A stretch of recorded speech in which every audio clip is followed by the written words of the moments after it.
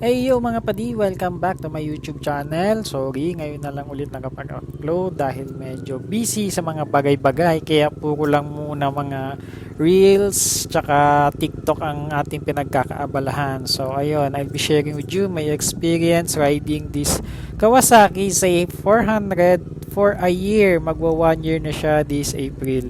So, ang isa sa pinaka nagustuhan ko dito sa Z400 is very nimble, lightweight, and madali in-navigate lalong-lalo na sa city. Eto, nakikita niyo naman medyo maluwag pero may back ride ako dyan, kasama ko si Mrs.